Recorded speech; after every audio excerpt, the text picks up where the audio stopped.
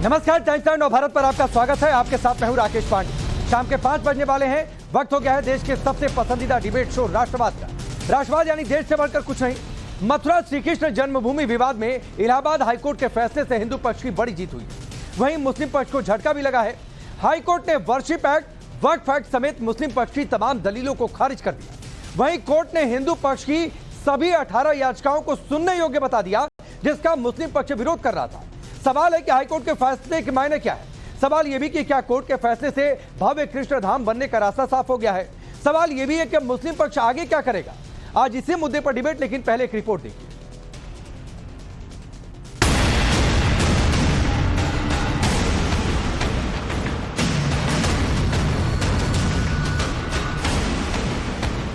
जो 7/11 की अग्नि परीक्षा थी वो हमने पार की है। कि पहले इनकी 7/11 डिसाइड हो जाए, वो माननीय न्यायालय ने इनके सारे तथ्य देखने के बाद खारिज कर दिया है। ईदगाह पक्ष के लोग और सुन्नी वक्फ बोर्ड के लोग जान करके इस मुद्दे को भटकाना चाहते थे। ठाकुर जी हमारे साथ हैं।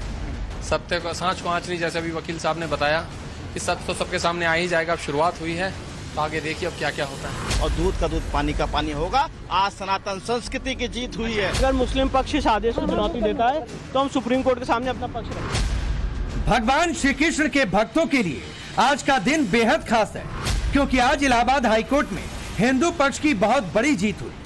कोर्ट के फैसले ने मथुरा में भव्य कृष्ण धाम बनने का रास्ता साफ कर दिया। मुस्लिम पक्ष की लटकाने भटकाने की चाल को इलाहाबाद हाईकोर्ट के फैसले से करारा झटका लगा है। मथुरा श्री कृष्ण जन्मभूमि और शाही ईदगाह विवाद में हाईकोर्ट ने फैसला सुनाते हुए मुस्लिम पक्ष की याचिका को खारिज कर दिया। हाईकोर्ट ने मुस्लिम पक्ष की ऑर्डर 7 रूल 11 की आपत्ति वाली अर्जी को खारिज कर दिया। हाईकोर्ट ने साफ कर दिया कि इस विवाद में वर्शिप एक्ट लागू नहीं होता। कोर्ट ने कहा कि याचिकाएं वक्फ एक्ट, लिमिटेशन एक्ट और स्पेसिफिक पोजीशन रिलीफ एक्ट से बाधित नहीं है। हाईकोर्ट ने हिंदू पक्ष की सभी 18 याचिकाओं को सुनने योग्य माना। 12 अगस्त से मामले की सुनवाई होगी। कोर्ट के फैसले के बाद हिंदू पक्ष का कहना है कि फैसले से 7/11 की अग्नि परीक्षा पार कर ली है। अब हिंदू पक्ष इस विवाद में एडवोकेट कमिश्नर के सर्वे पर लगाई रोक को हटाने के लिए सुप्रीम कोर्ट जाएगा। साथ ही इस मामले में कैविएट भी लगाएंगे। आज माननीय इलाहाबाद हाईकोर्ट ने जो 18 के 18 सूट हैं होल्ड किया है कि ये सारे suit cause of action disclose करते हैं, मेंटेनेबल हैं और किसी भी लॉ के प्रोविजन से बाधित नहीं है। तो जो 7/11 की अग्नि परीक्षा थी वो हमने पार की है और अब इस केस में ट्रायल होगा। हम सारे लोगों को ये अपॉर्चुनिटी मिलेगी, हम अपनी एविडेंस लीड करें। और इन द मीन टाइम जो एडवोकेट कमीशन के सर्वे पे इलाहाबाद हाईकोर्ट के आदेश पे रोक लगाई है माननीय उच्चतम न्यायालय ने, हम in the mean time honourable supreme court जाएंगे और स्टे वेकेशन की मांग करेंगे। साथ ही साथ इस ऑर्डर के खिलाफ सुप्रीम कोर्ट में कैविएट भी दाखिल करेंगे। हमारा यही था कि प्लेसेस ऑफ वर्शिप एक्ट धार्मिक स्वरूप तय करने की स्वतंत्रता देता है और जो एक गलत नैरेटिव फैलाया जा रहा है कि प्लेसेस ऑफ वर्शिप एक्ट से केस बाधित हैं, ये ज्ञान व्यापी में भी होल्ड हो चुका है इलाहाबाद हाईकोर्ट द्वारा ही कि ये case places of worship act से बाधित नहीं, वक्फ एक्ट से बाधित नहीं है। और कृष्ण जन्मभूमि के केस में भी यही बात होल्ड हुई है। उसका मूल कारण ये है कि वक्फ का भी जो नोटिफिकेशन है वो नॉन मुस्लिम्स पे इस केस के फैक्ट्स में अप्लाई नहीं करता। हिंदू पक्ष ने इन 18 याचिकाओं में मथुरा की शाही ईदगाह मस्जिद को श्री कृष्ण जन्म स्थान बताकर उसे हिंदुओं को सौंपे जाने की मांग की थी। हिंदू पक्ष का दावा है कि जहां पर शाही ईदगाह मस्जिद है उसी के नीचे कंस का कारागार है। हिंदू पक्ष ने विवादित परिसर में हिंदुओं को पूजा अर्चना की अनुमति दिए जाने की भी मांग की थी। अब कोर्ट के फैसले के बाद हिंदू पक्ष में खुशी की लहर है। ईदगाह पक्ष के लोग और सुन्नी वक्फ बोर्ड के लोग जान करके इस मुद्दे को भटकाना चाहते थे और ये चाहते थे कि ये मुद्दा न चले कोर्ट में। इन्होंने 7 रूल 11 की एक एप्लीकेशन लगाई थी, लोअर कोर्ट में भी लगाई थी और इसके बाद हाई कोर्ट में भी लगाई थी। और ये चाहते हैं कि इस मामले की सुनवाई ना हो, क्योंकि इनके पास कोई एविडेंस नहीं है। इनके पास अयोध्या का एक लंबा अनुभव है इनके पास में लटकाने का, क्योंकि अयोध्या के मामले को भी बड़ा लंबा लटका के चले थे। तो हम शुरू से कहते रहे हैं कि यहां पर places of worship act apply नहीं करता है, ना उसका कोई प्रोविजन से अप्लाई करते हैं। हमने जितने भी एविडेंसेज हैं जो एक्ट प्रभावी नहीं है उसके लगाए थे कोर्ट में, और माननीय न्यायालय के द्वारा एक अद्भुत और अभूतपूर्व फैसला आज पारित किया गया है। ठाकुर जी हमारे साथ हैं। सत्य को सांच को आँच नहीं, जैसे अभी वकील साहब ने बताया कि सत्य तो सबके सामने आ ही जाएगा। अब शुरुआत हुई है, तो आगे देखिए अब क्या क्या होता है। ठाकुर जी की कृपा से। पूरी अपनी पैरवी कर रहे हैं और जैसे ही यहाँ तनकी बन गया है, इसी विषय रुका हुआ था हमारा सर्वे कि पहले इनकी 7/11 डिसाइड हो जाए। वो माननीय न्यायालय ने इनके सारे तथ्य देखने के बाद खारिज कर दिया है। एक भी सबूत नहीं दे पाए कि ये उस संपत्ति के मालिक हैं। तो अब सर्वे तो होगा और वहाँ हिंदू प्रतीक चिन्ह लिखे हैं, ओम नमो भगवते वासुदेवाय। वहाँ पत्थर वहाँ हमारे हैं, वहाँ मूर्तियां हमारी के नीचे हैं। जब खुदाई होगी तो बड़ी बड़ी प्रतिमा निकलेगी, मेरे कान्हा की प्रतिमा निकलेगी, मेरे सभी भक्तों की वहाँ पहलेदारों की प्रतिमा निकलेगी और दूध का दूध पानी का पानी होगा। आज सनातन संस्कृति की जीत हुई है। इससे पहले मुस्लिम पक्ष ने मामले को लटकाने के लिए हाईकोर्ट में दलील दी थी कि इस जमीन पर दोनों पक्षों के बीच 1968 में समझौता हुआ। 60 साल बाद समझौते को गलत बताना ठीक नहीं। उपासना स्थल कानून यानी प्लेसेस ऑफ वर्शिप एक्ट 1991 के तहत भी मुकदमा सुनवाई योग्य नहीं। 15 अगस्त 1947 के दिन जिस दिन धार्मिक स्थल की पहचान और प्रकृति जैसी है वैसी ही बनी रहेगी, यानी उसकी प्रकृति बदली नहीं जा सकती। लिमिटेशन एक्ट और वक्फ अधिनियम के तहत भी इस मामले को देखा जाए, इस विवाद की सुनवाई वक्फ ट्रिब्यूनल में हो, यह सिविल कोर्ट में सुने जाने वाला मामला ही नहीं। लेकिन हाईकोर्ट ने मुस्लिम पक्ष की याचिका और दलील को खारिज करते हुए बड़ा झटका दिया। दूसरी तरफ हिंदू पक्ष फैसले को अयोध्या में राम दरबार के बाद मथुरा में कृष्ण का धाम बनने की ओर पहला कदम बता रहा है। हिंदू पक्ष दावा कर रहा है कि अयोध्या और काशी के बाद अब मथुरा की बारी है। लेकिन सवाल है कि क्या मुस्लिम पक्ष हाईकोर्ट के फैसले को मानते हुए सुनवाई में शामिल होगा या फिर फैसले के खिलाफ सुप्रीम कोर्ट जाएगा? क्या मुस्लिम पक्ष फिर से मामले को लटकाने का काम करेगा? ब्यूरो रिपोर्ट, टाइम्स नाउ नव भारत। तो अब हिंदू पक्ष का यह दावा कि जहां पर शाही ईदगाह है उसके नीचे कंस का कारागार है, वहीं पर भगवान श्री कृष्ण का जन्म हुआ था, वही असल में गर्भगृह है, इस पर अब कोर्ट में सुनवाई होगी। कोर्ट ने कहा है कि हिंदू पक्ष की दलीलें सुनने लायक है, इस केस को सुनेंगे, जो कि मुस्लिम पक्ष नहीं चाह रहा था। चलिए आपका परिचय आज के मेहमानों से करवाता हूं। विष्णु शंकर जैन जी, वकील हिंदू पक्ष हमारे साथ जुड़े हैं। विजय शंकर तिवारी जी, वीएचपी के प्रवक्ता। दानिश कुरैशी, एमआईएम पार्टी के नेता और प्रवक्ता। डॉक्टर कौशल कांत मिश्रा जी हैं, भारतीय जनता पार्टी के नेता और प्रवक्ता। असगर खान जी वकील हैं और मोहम्मद फरहान अध्यक्ष हैं मुस्लिम अधिकार शक्ति के। आप सभी का बहुत बहुत स्वागत है। सबसे पहले विष्णु शंकर जैन जी, एक बड़ा सवाल जिसका जवाब हिंदू पक्ष जानना चाहता है।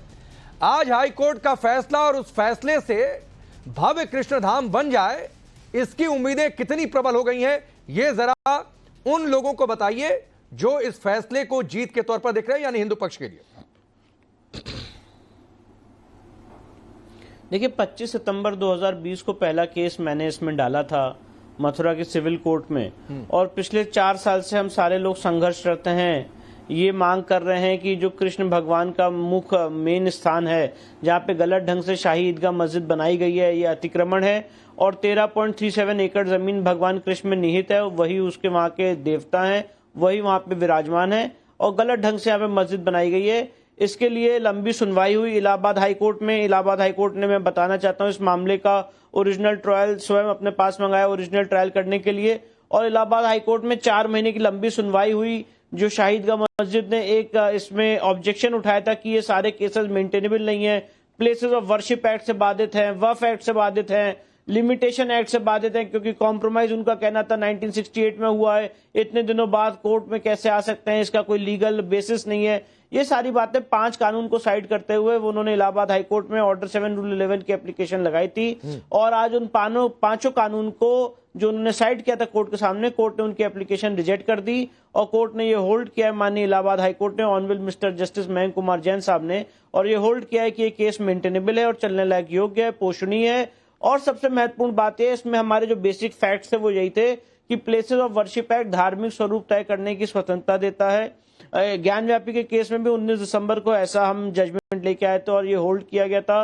वक्फ एक्ट में उनका कहना था कि इसको वक्फ ट्राइब्यूनल भेजा जाए, इलाहाबाद हाईकोर्ट में इसका ट्रायल नहीं हो सकता है, उस दलील को भी कोर्ट ने रिजेक्ट कर दिया। उसका आधार ये है कि ऑनरेबल सुप्रीम कोर्ट ने 1979 में और 2010 में ये होल्ड किया है कि वक्फ का जो नोटिफिकेशन है वो नॉन मुस्लिम्स पे अप्लाई नहीं होता है। स्पेसिफिक रिलीफ एक्ट की जो उनकी दलील थी वो मिसप्लेस थी। उनका कहना था कि ये केस चल नहीं सकता है क्योंकि इन्होंने मस्जिद का कब्जा नहीं मांगा है, जबकि हमने अपने सूट में स्पेसिफिक रूप से मस्जिद का कब्जा मांगा है, उस पर कोर्ट फीस दी है। इसके बाद लिमिटेशन एक्ट पे उनकी दलील थी कि 12 अक्टूबर 1968 के समझौते को इतने दिनों बाद चुनौती नहीं दी जा सकती है। उसके लिए सुप्रीम कोर्ट के हमने कितने जजमेंट दिखाए थे कि ये कंटिन्यूइंग रॉन्ग है और ये इनजस्टिस हुआ है। बराबर हम लोग वहां पे एक समझौता भी जिसने किया है, साइन किया है, वो गलत किया है, ओरिजिनल मालिक ने समझौता किया ही नहीं है। और साथ ही साथ उन्होंने कहा कि ऑर्डर 23 रूल 3 से भी बार्ड है, उसको भी कोर्ट ने रिजेक्ट किया और ये बात कही कि जिस ओरिजिनल आदमी ने समझौता जब साइन किया नहीं, प्लेन अवेयरमेंट है, तो ये आप 23(3)A से कैसे बार्ड हो सकता है। तो जो 5 कानून उन्होंने साइड किए थे, पांचों कोर्ट ने निरस्त किया है और अब इसमें आगे 12 अगस्त की डेट निर्धारित की गई है। अब इसमें ट्रायल शुरू होगा, हम लोग अपनी एविडेंसेस लीड करेंगे, इश्यूज फ्रेम होंगे। पर इन सारी कार्रवाई होने से पहले जो एक चीज रह गई है वो ये है कि यहाँ पे एडवोकेट कमीशन का सर्वे होना है। मैं आपके चैनल के माध्यम से बताना चाहता हूं कि जब यहाँ पे एडवोकेट कमीशन का सर्वे होगा तो भारी मात्रा में हिंदू देवी देवताओं के चिन्ह, मुझे ऐसी उम्मीद है कि यहाँ पे मिलेंगे। एडवोकेट कमीशन का सर्वे का आदेश इलाहाबाद हाईकोर्ट ने किया था। शाही ईदगाह मस्जिद उस आदेश के खिलाफ सुप्रीम कोर्ट पहुंचा, ऑनरेबल सुप्रीम कोर्ट ने उस पर रोक लगा दी थी। अब हम ऑनरेबल सुप्रीम कोर्ट जाएंगे और स्टे। विष्णु जी, आपने बड़े विस्तार से बता दिया कि फैसला क्या, उसके मायने क्या, उसका असर क्या होने वाला है। और यहीं से सवाल उठता है कि सबूत है इसीलिए मुस्लिम पक्ष भाग रहा है क्या सुनवाई से? सुनवाई में शामिल हो जाते, सबूत नहीं है तो ऑटोमेटिकली हिंदू पक्ष का दावा खारिज हो जाता। अब आइए असगर भाई, आप क्योंकि आप वकील हैं और विष्णु शंकर जैन जी की बात आप बेहतर तरीके से समझे होंगे। सर, एक तो सबूत है इसलिए मुस्लिम पक्ष भाग रहा है। नंबर 2 बात है कि आप चाहते ही नहीं है कि सुनवाई हो। 7 रूल 11 को लेकर गए, वर्शिप एक्ट की दलील, जबकि वर्शिप एक्ट ये कहता है या फिर ये नहीं कहता कि धार्मिक स्वरूप तय नहीं किया जा सकता है, जो विष्णु शंकर जैन जी ने बातचीत करी। नॉन मुस्लिम पर आप चाहते हैं कि वक्फ वाला कानून लग जाए। बताइए क्या जवाब है आपके पास? देखिए राकेश भाई, अगर प्लेसेस ऑफ वर्शिप एक्ट की भी बात कही तो जिस चीज की जरूरत ही नहीं है उसके लिए वक्त, पैसा, एनर्जी और तमाम चीजें और सबसे ज्यादा आपस में नफरत की बातें क्यों उसको आगे बढ़ाया जाए अगर कानून में गुंजाइश नहीं है। हालांकि जो आज का फैसला है हम सब मिलकर उसका एहतराम करते हैं, समझ में नहीं आया वो बता दीजिए। लेकिन बता रहा हूं, मैं आ रहा हूं अभी उसी पर, अभी आ रहा हूं साहब। जब मुझे आपने चांस दिया तो बोलने तो दीजिए। बोलिए। मैं उसका, हम जो फैसला आया उसका एहतराम करते हैं और उस पे चूंकि कानूनन इस बात की इजाजत है कि हम आगे दूसरी कोर्ट में जा सकते हैं, सुप्रीम कोर्ट, तो अगर वो जाना चाहे तो जा सकते हैं और जाना भी चाहिए, क्यों नहीं जाना चाहिए। अगर कोर्ट जो आपका इनिशियल सवाल है कि साहब उसी कोर्ट में चलते रहने देना चाहिए था और इसमें नहीं, मेरा सवाल ये नहीं है असगर भाई, ये सवाल ही नहीं था। हमने तो सिर्फ एक बात कही है कि भाई अगर सबूत नहीं है हिंदू पक्ष के फेवर में तो सुनवाई में शामिल हो जाइए। आप देखिए, ठीक है, जब आप अयोध्या में जिसको क्लियरली एक्सेप्शन के तौर पर लिखा गया था वर्शिप एक्ट में, आप लोग उस पर नहीं माने, उस पर बातचीत से हल नहीं निकला, तो मथुरा पर बातचीत से हल निकल जाएगा, उस पर सुनवाई नहीं होगी, ये उम्मीद तो कोई नहीं कर रहा है। ठीक है, आपने एक शब्द कहा कि जिस चीज की जरूरत नहीं है, मैं वो जानना चाहता हूं किस चीज की जरूरत नहीं है। आपके पॉइंट पर मैं सुन लूंगा सर, किस चीज की जरूरत नहीं है।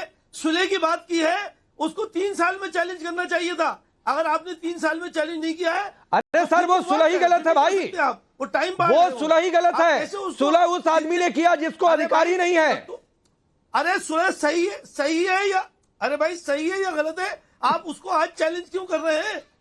आज अच्छा ये गलत हो गया, आपने क्यों उसको मेंशन किया? क्यों कानून में ये टाइम लिमिट है क्या? चैलेंज कर रहे हैं? नहीं विष्णु शंकर जैन जी, कानून में लिमिट है क्या कि सुलह समझौता कोई हो गया तो टाइम फ्रेम में ही चैलेंज करना है, उसके बाद नहीं चैलेंज हो सकता, उसके बाद कोर्ट खारिज कर देगा। मैं तो सारी चीजों को मिला के कह रहा हूं कि आप मुझे लगता है कि असगर भाई ने मेरी बात सुनी नहीं। मैंने एक शब्द का प्रयोग किया, लॉ में एक प्रोविजन है section 5 of the limitation act 1963 में, जिसमें कंटिन्यूइंग रॉन्ग शब्द यूज्ड है कि अगर कोई चीज गलत हुई है और वो उसका हर दिन असर पड़ रहा है, जो सुलह हुई है 12 अक्टूबर 1968 को, उस गलत सुलह का हर एक दिन असर पड़ रहा है। ये पहला पॉइंट है। दूसरा पॉइंट इस पूरे आंसर का ये है कि 12 अक्टूबर 1968 को मैं पूछना चाहता हूं असगर भाई से, सुलह की किसने?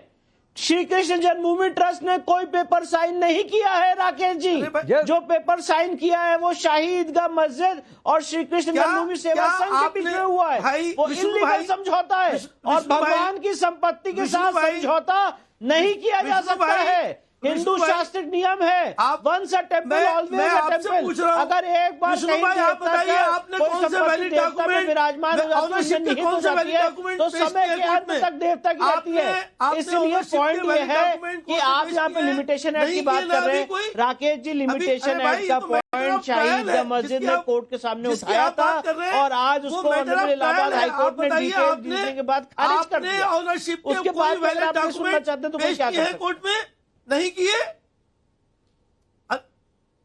मैं यही तो कह रहा हूँ ना कि हमारी बात को जो है वो बिना कोई डॉक्यूमेंट पेश किए हुए कोर्ट ने ऐसे ही आज जजमेंट पास कर दिया। ऑनरशिप आप तो 4 महीने की हियरिंग में थे भी नहीं, आप तो 4 महीने की हियरिंग में थे भी नहीं असगर भाई। आप इस केस में वकील भी नहीं है, मैं क्षमा चाहता हूँ ये बात मैं कह रहा हूँ।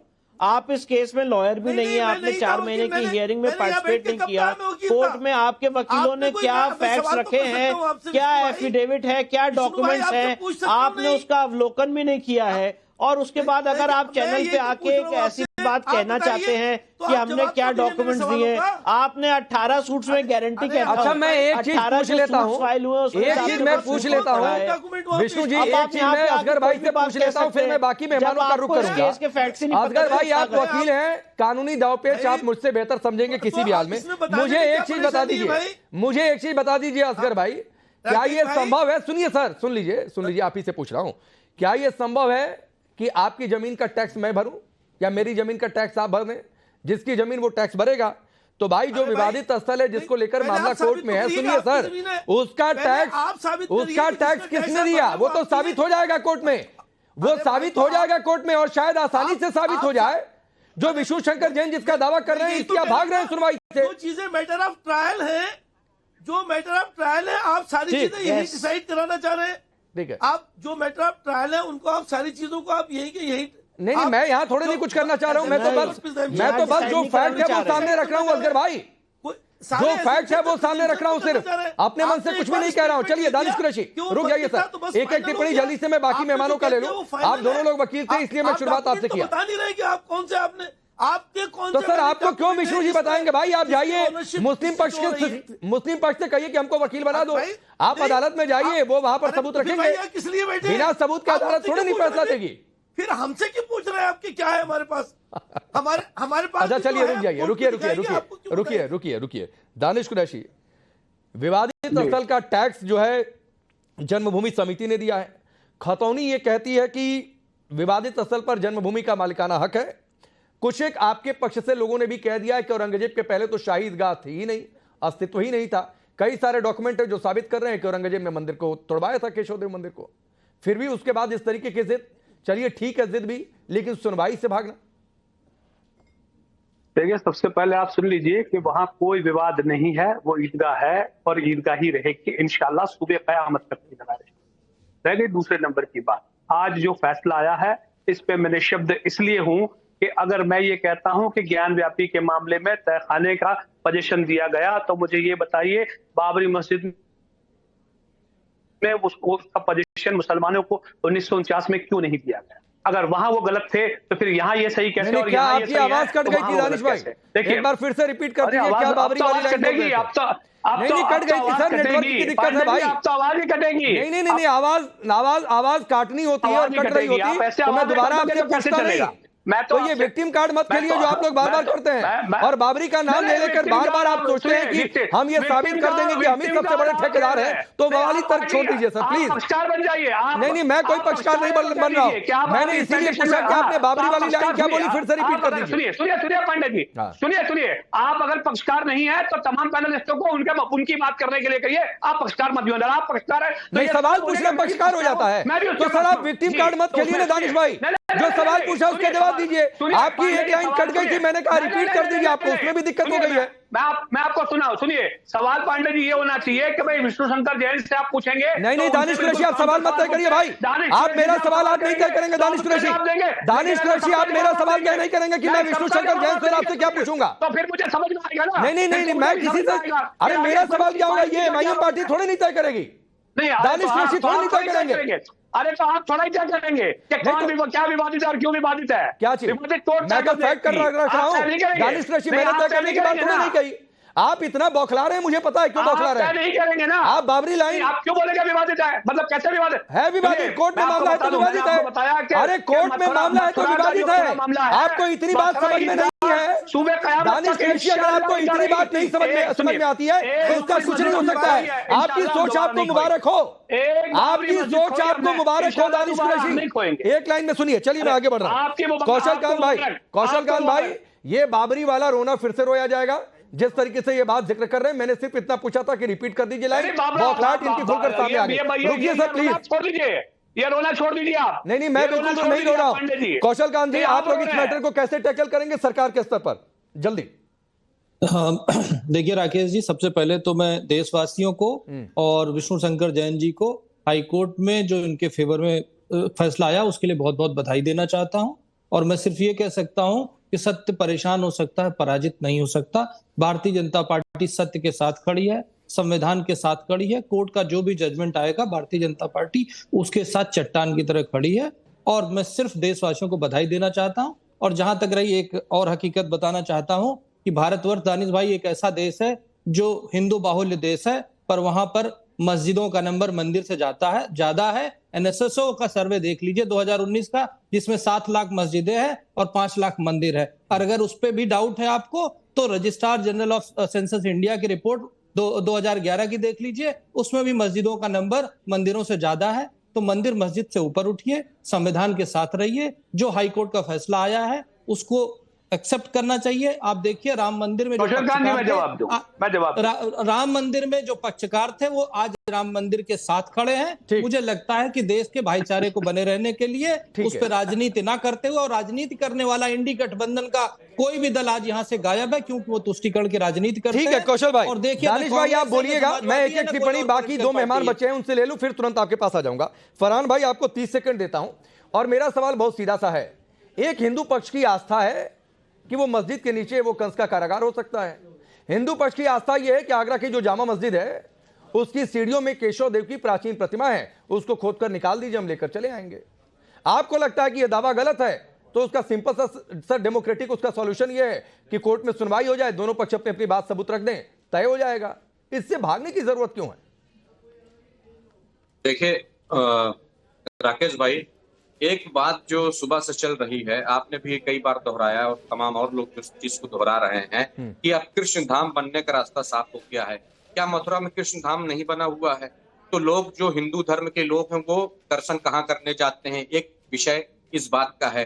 दूसरा, आप कह रहे हैं कि मस्जिद के नीचे जो है वो कंस का कारागार है। अगर मस्जिद के नीचे कंस का कारागार वो छुपा हुआ है तो जो ओरिजिनल मथुरा में कंस का कारागार दिख रहा है वो क्या है, मैं ये भी जानना चाहता हूं, क्योंकि मैं खुद मथुरा गया हूं और देख के आया हूं। तीसरी बात मैं ये पूछना चाहता हूं कि जो भारतीय जनता पार्टी अभी एक बात कह रही थी कि हम सच के साथ खड़े रहते हैं और सच की जीत हुई थी अयोध्या में। आपने देखा है कि किस तरीके से राम मंदिर बनकर तैयार हुआ। ठीक है, तैयार हुआ, हम आपको मुबारकबाद पेश करते हैं। ठीक है, जाइए आप वहां पर पूजा कीजिए और अपने आस्था को आप जिस तरीके से मानना चाहते हैं मानिए, हमें कोई आपत्ति नहीं है। मगर आपने देखिए सच के साथ कौन खड़ा था? मर्यादा पुरुषोत्तम सच के साथ खड़े थे और अयोध्या हराकर आपको दिखाए कि आप नहीं पॉलिटिकल। अरे फरहान भाई पॉलिटिकल मत होइए भाई, सुनिए पॉलिटिकल मत होइए, पॉलिटिकल मत होइए। मैं आता हूं विष्णु जी, मैं बस विजय शंकर तिवारी जी की, रुक जाइए, पॉलिटिकल मत होइए, पॉलिटिकल मत होइए। विजय शंकर तिवारी जी, इनको आपत्ति नहीं है फिर भी कह रहे हैं सुनवाई नहीं होने देंगे, फिर भी कोर्ट में कहेंगे साहब इनकी याचिकाओं को सुनिए नहीं। भाई पॉलिटिकल नहीं, दुखती रख पे हाथ मत रखिए। नहीं, दुखती रख किसकी है वो समझ में आ रहा है। असगर भाई रुक जाइए, विजय शंकर तिवारी जी मुझे बोलने नहीं दिया। राकेश जी, असगर साहब हो चाहे और जो ईदगाह के पक्ष में खड़े होकर के बैठ करके आज बात कर रहे हैं, उनको खुद विश्वास नहीं है वो ठीक लड़ाई लड़ रहे हैं। उनको खुद विश्वास नहीं है कि जो लड़ाई वो लड़ रहे हैं वो वास्तव में सच है। इसी प्रकार की लड़ाई वो लड़ रहे थे श्री राम जन्मभूमि के लिए, उसी प्रकार की लड़ाई लड़ रहे हैं श्री कृष्ण जन्मभूमि के लिए। आप देखिए श्री राम जन्मभूमि में भी इनको पता था कि यहाँ पर श्री राम जन्मभूमि है, इसके बाद लेकिन उनको लगता था सिस्टम हमारे साथ है तो हम इसका निर्णय ही नहीं होने देंगे, लेकिन अंततोगत्वा माननीय सुप्रीम कोर्ट ने ये निर्णय दे दिया कि ये श्री राम जन्मभूमि है, यहाँ पर भव्य मंदिर बनना चाहिए और आज बन रहा है। ये श्री कृष्ण जन्मभूमि का विषय बिल्कुल वैसे ही समझिए आप कि ये इसको केवल लटकाना चाहते हैं, इनको विश्वास खुद नहीं है। सारे साक्ष्य श्री कृष्ण जन्मभूमि के पक्ष में है, इतिहास श्री कृष्ण जन्मभूमि के पक्ष में है, आस्था श्री कृष्ण जन्मभूमि के पक्ष में है, सब कुछ श्री कृष्ण जन्मभूमि के पक्ष में होते हुए भी आज ये विरोध कर रहे हैं, आज ये मुकदमा लड़ने की तैयारी कर रहे हैं, आज इस मामले को लटकाने की कोशिश कर रहे हैं। लेकिन इनको ये समझना चाहिए कि ये अब वैसा नहीं जैसा श्री कृष्ण जन्मभूमि, श्री राम जन्मभूमि के विषय को उन्होंने सैकड़ों वर्ष हमारा आगे चला गया। अब ये बहुत जल्दी निर्णय होने वाला है और विष्णु शंकर जैन जी ने बिल्कुल अकाट साक्ष्य रखे हैं जिनको काटने की हिम्मत इन लोगों के अंदर नहीं है। ठीक है, ठीक है। अब विष्णु शंकर जैन जी, क्या अकाट्य सत्य है, क्या ऐतिहासिक और वहां पर भौगोलिक प्रमाण मिलेंगे, इसलिए बौखलाहट है, इसलिए इसको पॉलिटिकल रंग देने की कोशिश हो रही जो फरहान कर रहे थे? देखिए, आपने बिल्कुल सही बात कही। अब मैं फरहान भाई का थोड़ा जवाब देना चाहता हूं, थोड़ा सा समय दीजिएगा मुझे। मैं पॉलिटिकल जवाब नहीं देना चाहता हूं, पर क्योंकि इन्होंने पॉलिटिकल बात कही तो मैं इनकी लॉजिक को सिर्फ चैलेंज करना चाहता हूं। इन्होंने अयोध्या के राम मंदिर को अयोध्या का जो पार्लियामेंट्री इलेक्शन था उससे जोड़ के देखा और ये बताने की कोशिश की कि राम मंदिर वहां पे बना, उसके बाद भी वहां पे इलेक्शन हार गए। तो मैं पूछना चाहता हूं कि क्या ज्ञानव्यापी में जो इलेक्शन, जो आज वाराणसी में इलेक्शन जीते, क्या वो मैंडेट ज्ञानव्यापी के लिए है? जो आज भोजशाला में इलेक्शन जीते, क्या वो मैंडेट धार मध्य प्रदेश के लिए है? जो आज मथुरा में इलेक्शन जीते, क्या वो मैंडेट श्री कृष्ण जन्मभूमि के लिए? बहुत शानदार। पार्लियामेंट्री इलेक्शंस को इन तरह के मुद्दों से जोड़ के कैसे देख सकते हैं? पहली बात। दूसरी बात, आप मैं इनसे एक मिनट मुझे मेरी बात कंप्लीट करने दीजिए। इन्होंने कहा कि आप यहाँ पे जो मंदिर में पूजा कर रहे हैं ये क्या है? भाई, अगर आपने, मुझे लगता है, उस जगह का सर्वे नहीं किया है, अगर आप उस जगह पे जाके देखेंगे राकेश भाई, तो जो रेलवे लाइन से पूरा हिस्सा है, जिसको आप अगर गूगल मैप पे भी सर्च करेंगे तो 13.37 एकड़ जमीन है, जिसका ओरिजिनल ओनरशिप राजा पट्नीमल ने ब्रिटिश सरकार से ऑक्शन में खरीदा था। अब वहां पे गलत ढंग से इन्होंने घुस के मस्जिद बना ली। मैं तो 1000 डॉक्यूमेंट दिखा सकता हूं और जितने याचिकर्ता है हजारों डॉक्यूमेंट दिखा सकते हैं ये साबित करने के लिए कि यहाँ पे कंस का कारागार था। यहाँ पे अगर जीपीआर सर्वे किया जाएगा, आपके चैनल के माध्यम पे आज कह रहा हूं, अगर यहाँ पे जीपीआर सर्वे किया जाएगा, कंस का कारागार, सारी चीजें वहीं पे मिलेंगी। ठीक है। उसके बाद आपने जब इलाहाबाद हाई कोर्ट, नहीं, आपने बड़ी बात कही है। आप फरहान बताइए जवाब क्या है और क्या जो फैक्ट है और उस पर रोक औरंगजेब का अत्याचार साबित हो जाएगा सर्वे के बाद, जिसका जिक्र कर रहे हैं विष्णु शंकर जी की सर्वे कराएंगे। 1670 में केशवदेव मंदिर को गिरवाना, गर्भगृह वाली जगह पर मस्जिद का बनना, मथुरा का नाम इस्लामाबाद करवा देना, ये तमाम किताबों में है भाई। नहीं फरहान, फिर इसके बाद आऊंगा असगर भाई। सुन लीजिए, जो परंपरा की नींव आप लोग डाल रहे हैं, मैं तो इस पर एक बात ये कहना चाहूंगा। नहीं, हम लोग नहीं डाल रहे हैं। फरहान भाई सुन लीजिए मेरी बात, देखिए मुझे बोलने दीजिए। मैं आपको शुरू में रोक रहा हूं, औरंगजेब ने डाली थी नींव, तो ये मत कहिए कि यहां पर आप डाल रहे हैं, मैं डाल रहा हूं या कोई और डाल रहा है। तो ये नींव औरंगजेब डाल कर गया है, एक लाइन क्लियर है, बोलिए। अब देखिए राकेश भाई कि वासुदेव श्री कृष्ण का भी जन्म इसी भारतवर्ष में हुआ और मर्यादा पुरुषोत्तम राम जी का भी जन्म इसी भारतवर्ष में हुआ।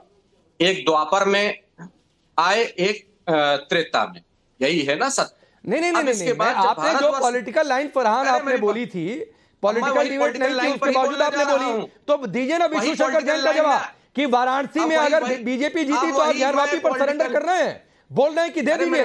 मथुरा में बीजेपी जीती तो आप सरेंडर कर रहे हैं। आपने पूरे देश, अरे राकेश भाई, आपके साथ जानते हैं क्या सबसे बड़ी दिक्कत है? नहीं सर, आपके साथ दिक्कत यह है कि सही सवाल कोई सामने से पूछे तो सवाल का जवाब नहीं देंगे, दाएं बाएं पूरा घूमते रहेंगे, जलेबी बनाते रहेंगे। आप हमसे सवाल किए, आप हमारा जवाब सुन लीजिए। मैं सीधा सीधा जवाब देता हूँ।